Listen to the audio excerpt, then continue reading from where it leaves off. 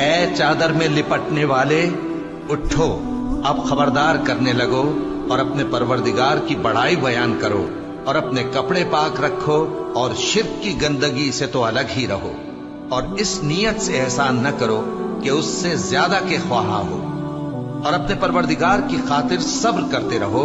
پھر جب سور پھونکا جائے گا تو وہ دن مشکل کا دن ہوگا، یعنی کافروں پر آسان نہ ہوگا۔ مجھے اس شخص سے سمجھ لینے دو جس کو میں نے اکیلا پیدا کیا، اور میں نے اس کو بہت سا مال دیا اور ہر وقت حاضر رہنے والے بیٹے دیے، اور اس کو ہر طرح کے سامان میں وسعت دی،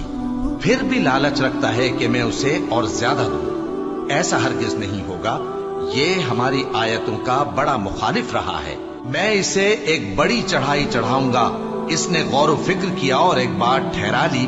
یہ مارا جائے، اس نے کیسی تجویز کی، پھر یہ مارا جائے، اس نے یہ کیسی تجویز کی، پھر اس نے نگاہ کی، پھر تیوری چڑھائی اور منہ بگاڑا، پھر پیٹ پھیر کر چلا اور تکبر کیا،